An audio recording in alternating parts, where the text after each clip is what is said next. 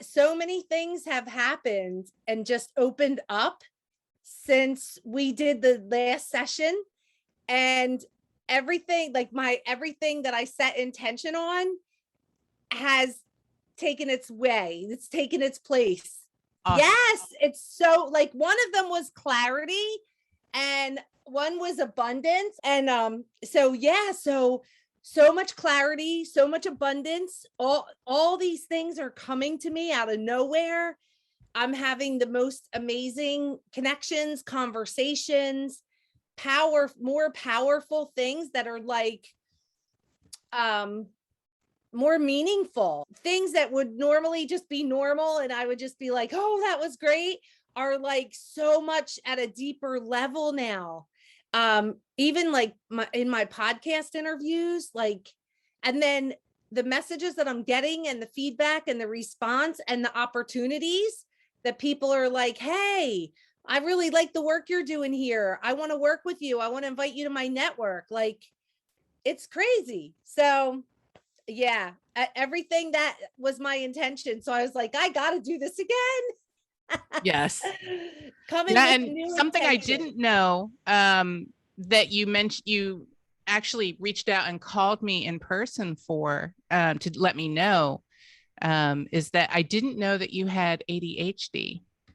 Oh yeah. Like, girl, I need to be medicated. I think that's going to be my move in 2022, is to get to get medicated for that. Like, I can't believe you're surprised about that, with like when we were podcasting and jumping on the Zoom at midnight. I make like, no assumptions.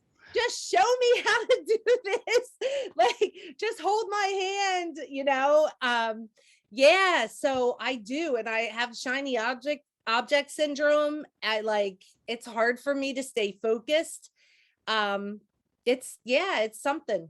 It's a real thing, you know? They Oh didn't yeah. have that when I was a kid. Like, I don't know that I had it then. I think as I got older and started multitasking more, and like having corporate jobs alongside of simultaneously being an entrepreneur and like launching companies, and but it seems, you know, the more I do, the less I have clarity. But I have it now, right? You know, ever since we did that last session, which is what, like 2 weeks ago, maybe 2 weeks ago. this morning, I'm like, what am I doing today? And yeah, I thought, oh, I'm open at 12. Let me jump in and do this. So grateful. Awesome. Awesome. So what was your experience like, if you don't mind me asking? No, yeah, Um, for sure. because when you called me, you were gushing. I'm still gushing. Yeah. So what changed? What specifically changed for you after doing The the breathwork abundance, session? like things just started coming to me. Then, and I feel like a lot of stress was relieved. Like, you know, you always have the stress of like, how's that going to happen? Or how's that going to work out? Or what's that going to look like? Or how am I going to be able to do that? Like the questions as you're, you know, moving through. And I have a lot of new things that I'm working on. And so like all of the anxiety around that was tremendous. Like, I didn't even realize it was like oppressive. Like, it was really just holding me down. And then after we did that, like, I just felt so free and so light. I mean, I'm probably using words you're like, yes, you know, because that's probably your intention with this. But it worked. Like, I had clarity. I was open. I was less anxious and more willing to like just do things and not hesitate. Like, what if, or how is it going to be? Or, for example, I was going to meet some friends in New York City the other day, and I was so scared and nervous about taking the train by myself because I've never done that in my whole life. I've taken the train, but I've never done it alone, especially in New York City, you know, right? But Yeah. you're a solo traveler. And I remember you doing that talk you just did, and I wasn't able to come to it, but I should have, was about the anxieties around traveling solo, right? And I was approaching that in going to New York on Friday. Like, I'm a little anxious, I got to be honest, but I'm still going to do it. And then, you know, so then I talk myself like, okay, girl, you could do this. It's daylight, you know, so just get on the train by 4 or 5 o'clock. You'll get home by daylight. You'll be fine. Well, I got there and I was like, I'm never leaving. I got home at 11 o'clock and riding the train by myself in the dark.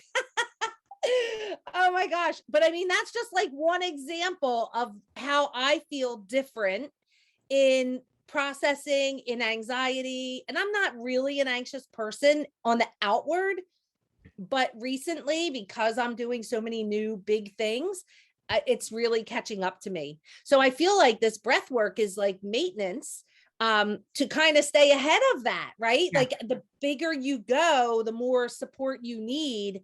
And this is just one of those areas. So that's really how I was feeling. So, but it's like medication, right? You're like, I need Well, more. you need to maintenance, it's not an easy forever button.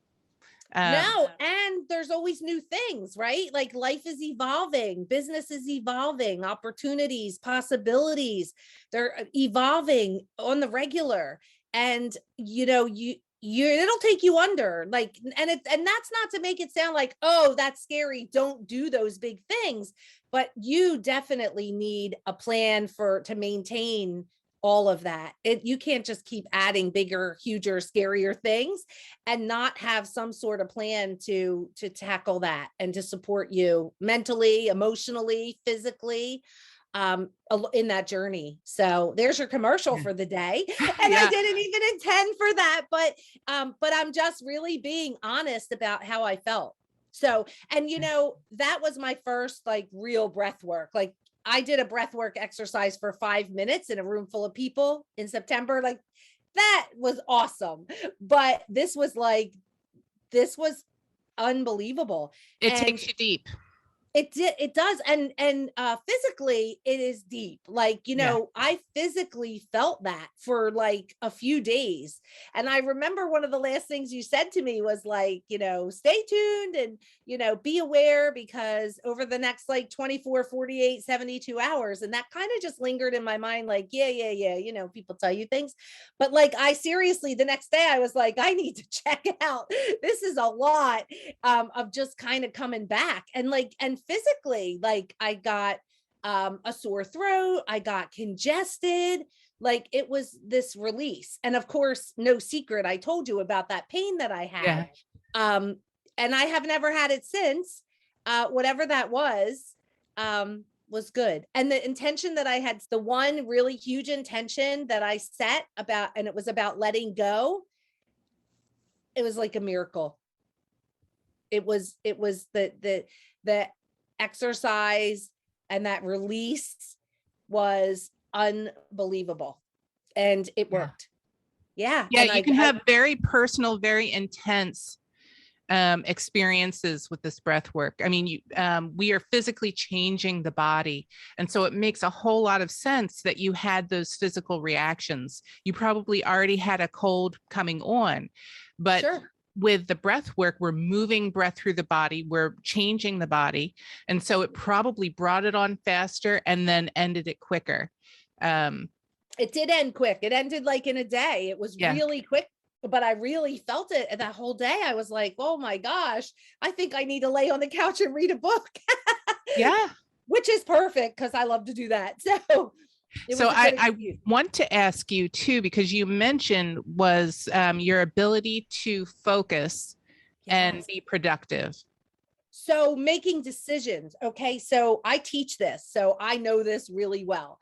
The most painful place you will ever be is in limbo, Yeah. where you have to make a decision and you're resisting it, right?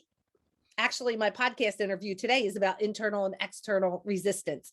But that happened a long time ago. It's just coming out today. But that the most painful place is in that place of not making the decision, whether it's right or it's wrong, it doesn't even matter. The relief comes from when you actually make the decision. It doesn't matter what the decision is. It doesn't matter if it works out good or bad. The pain physically that you feel in that limbo state is immediately released, and your mind Yeah. is shifted as soon as you make it. So what's been happening to me now is I'm just making decisions. Like I'm aware, but this breath work helped me release the control, where now I'm just like, yes or no, yes or no, yes or no. So like, for example, the other day I was like, I think we should go to Aruba for Thanksgiving. And 10 minutes later, we had tickets booked. And next Friday, we're on our way to Aruba for Thanksgiving. So yeah, like I didn't even tell my kids. They were asking last night, hey, are you hosting Thanksgiving? I'm like, well, if we do it the Sunday after, I am. But you know, and then this morning, same thing. I was like, I want to go see my grandson and surprise him for his birthday. He's in Chicago. It's his first like birthday that he's really far away. And I booked it. But then even better, I was like, you know what would be really great? If I take my other grandson too and surprise him, and he gets to spend the weekend with his cousin that he hasn't seen in, you know, whatever, 6 months. And then boom, sent my son a message and boom, tickets are booked. You know, and it just like these things I would have It thought just keeps coming. It just keeps Yes. coming, because when you called me, you talked about getting work done on your podcast that you had been like putting off or struggling with, Yes. and all of a sudden it Yes. became easy. Tell me a little bit about that. Yeah. So I'm doing that right now. So it's been so like, I've just been behind. I'm so pre-recorded, right? So I'm pre-recorded till like January, but I'm behind in sending them to my team, you know, doing timestamps and forwarding them to the team to do their job. And so like the other day, I just sat down and banged out like a bunch, and then all of a sudden I was ahead. And now I have my 100th episode coming, and I've been dreading. I'm excited, right? And this is the thing, you can be, it's not that the work isn't exciting, but that's not enough. You know, I'm telling you, I feel like I'm talking to an audience. That's not enough. There's exciting things that are happening that you still are like, oh, I got to get started. And then the hardest part is the first step. And so that I've been there, and now today's actually the day. So, and I I should have actually been doing that now, but I was like, no, I'm going to get the breath work. That'll slow me down so I can speed up.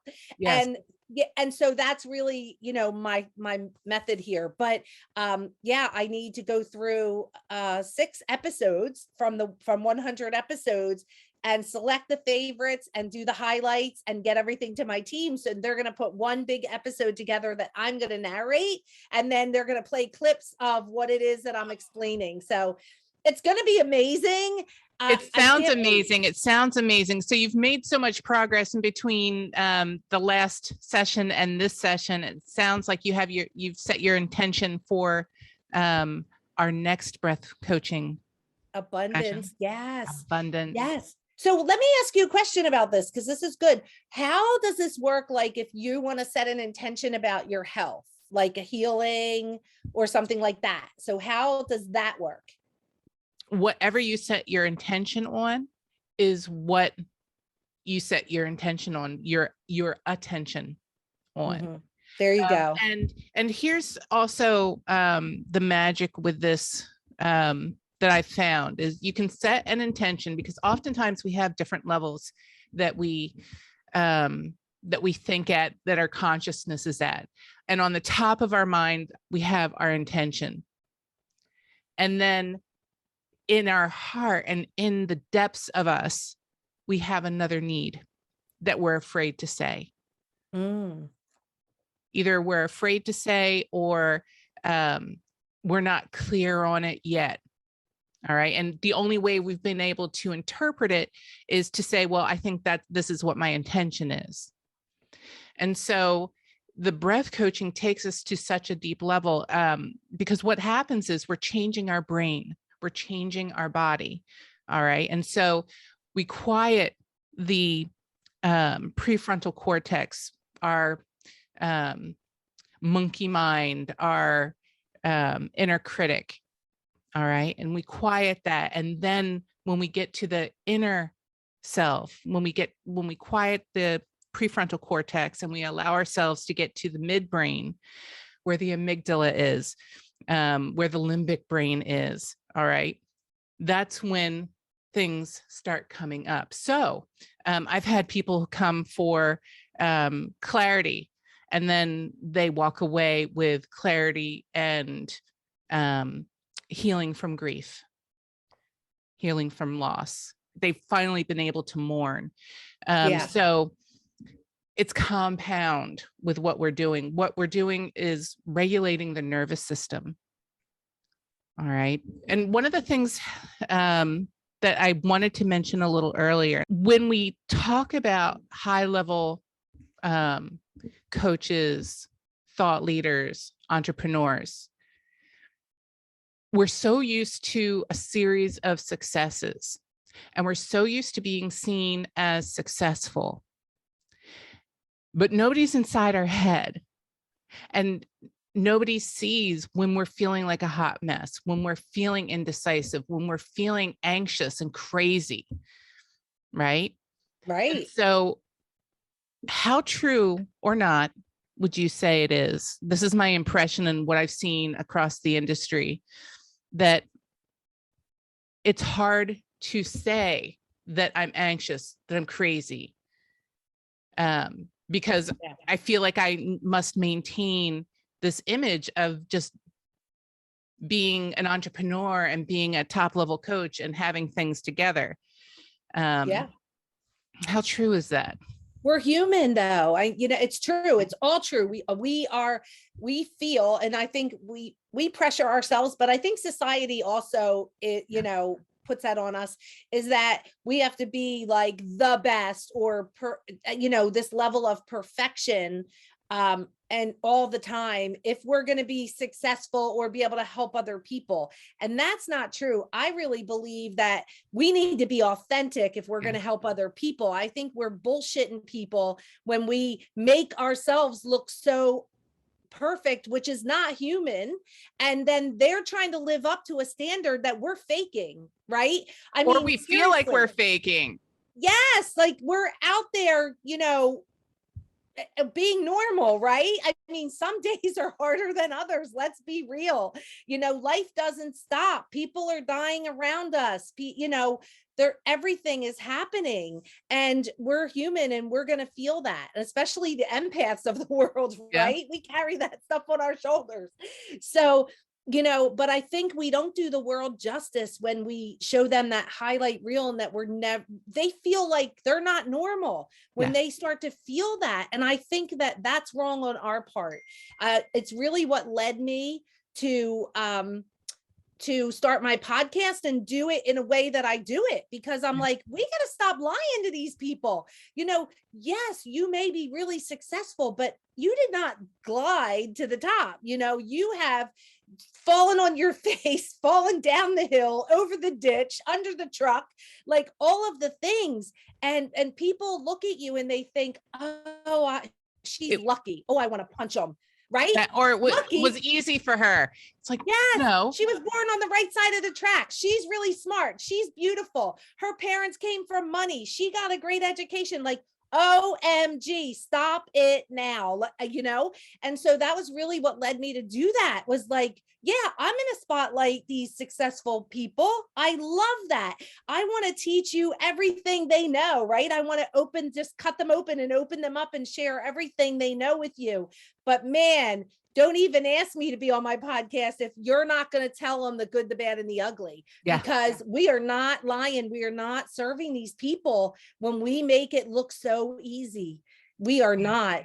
Yeah. And so, and I've had conversations with successful female entrepreneurs who were not ready to share that. And I was like, no, you share it all, right? Or you don't share anything, but come back when you're ready. And they don't understand yet that they're still trying to look perfect, and they don't understand that they're actually going to be more effective and more successful and help more people and make a bigger impact when they're real. Yeah, I think there needs to be less spiritual bypassing, less gaslighting, because spiritual bypassing is gaslighting in a way. saying everything is lovely and the law of attraction, blah, blah. And I believe in the law of attraction, but I believe that the law of attraction is deeper. And you have to have that vision, accept where you are first, and have that vision, and then take action towards that vision. Do the work, right? You're saying this, and this is what I'm thinking. Did you ever hear what Jim Carrey said about manifestation? And he manifested this $10 million. He wrote himself a check and he dated it like Thanksgiving, this certain year. And that year, he actually signed that contract to do Dumb and Dumber, and he got paid 10 million for it. And this is what he said. He said, yeah, write the check and believe it's going to happen and when it's going to happen, but you can't just write the check and go eat a sandwich. And this is what I'm thinking as you're saying this, that's the truth. You can't just go write a check and stick it on the wall and believe it's happening. You got to do the work. You got to put yourself out there. You got to take the steps, the action steps. And then, yes, then you will manifest, but it's not luck and it's not magic. The thing I always say is the harder I work, the luckier I get. Right. Yeah. And that's the truth. And I think where this breath work comes in, and you'll have to tell me in regards to your experience. Yeah. With where this breath work comes in, where flow priming comes in, is that we need to change our physical state, because it's not in your head, just like imposter syndrome, self-worth. It's not just in your head. It is in your brain, but your brain is also your entire body. Everything works together. Right. And if you have emotional stressor, physical blocks to it, you won't be able to move past it. And so when we change the state of your brain, when we change the state of your nervous system, retrain it, all of a sudden it feels safe to take those steps, to take those actions that you need to take. I couldn't agree more, honestly. But you know what? It's on a subconscious level, because I surprise myself. Like, it's just so funny. The just even my reactions in disappointments, since we did that first one, is unbelievable. And I actually, as we're talking, it's revealing itself to me. Like yesterday, I had this thing scheduled for last night, and I ran around and made sure I had everything ready and was all ready to go. And I sent a message to the person and I'm like, hey, we're still on, right? And normally I would have been like, how dare you? And I just laughed. I was like, you're crazy and have fun. But the other me, before I was able to release like a lot of the things that I released in that first session, I would have been pissed. Like, how dare you? I can't believe you. You have no idea what I had to go through so I could be ready to do what we said we were going to do. And I just giggled and was sent her all the love in the world. Oh my God, have so much fun. I'll see you later. And it was nothing, but that was on a subconscious level, because I just realized now, like, some of the things as we're talking that are different now, that I'm handling different and responding to differently. It's just crazy. Yeah, it installs it at a very deep level. Like, you can go through the process, and coaching helps with that for long term, so that you're consciously aware of how you're responding to disappointments, to interactions with other people. But with this work, we're installing it so that it's second nature, so that it's automatic. It really is the automatic new way that you get to experience. Yeah, I feel that. I honestly feel that. But like I said, on the subconscious level, like, I'm not aware of it as it's happening, but looking back, I see that, and even just the courage. How does that feel when you notice that? Now, like, OMG, I want more of this. Like, when can we do this again? Like, because you go through that whole process of this transformation. I mean, that's the only thing I can actually say about that is, like, over those days, I felt the transformation happening internally in different parts of my body, my heart and in my head and in my stomach and all of that. But I really am just handling things so much differently. Like even I had to have a procedure done last week and I had to be put under. And normally I'd be like, pray for me. Like I'd be scared to death. And I just walked right in there and was like, here's my arm. And I wasn't even nervous, like at all. Like I just had so much peace about me. And I think that's the part of where I was like releasing the control, releasing the outcomes, as I was setting intentions, letting go of the anxiety. Those things like are showing up now. And I didn't realize it that day. Like I didn't think like, wow, I should really be more nervous than I am. But afterwards, I'm thinking, boy, that was really brave of me. And then it's like, what got over me? And then it all points to back to this one thing. Oh yeah, that was my intention. Right. And so I think, what would be really Get good. I didn't chills bring my, listening to stories like this. I I think know it's we could do this all amazing. day. I know. And it just reminded me that I didn't bring my notebook down here. Which I know is so important because you always want to write down that intention, because later when it shows up, you're like, oh yeah, that was on that paper, right? So you're not even fooling yourself, but you're just like, you see it, that you Yeah. wrote it, and then here it is showing up in your life. So it almost makes you think like, oh, what should I set my intention for now? Right? Like, what's more important? What's more that was possible. What else is possible? I know. Maybe I wasn't thinking big enough. Yeah. Right. Yeah. So it's so funny, but I'm so grateful for this. And you're so great at it. I just, yeah, you really, really, I mean, really, really, and just listening to your words. I actually wrote a few things down that you said that I was like, that reminded me in the moment when I was like, don't forget that, don't forget that. And then once I saw how much it transformed me, I thought, man, I gotta go more, bigger, deeper, wider, right? There's so much.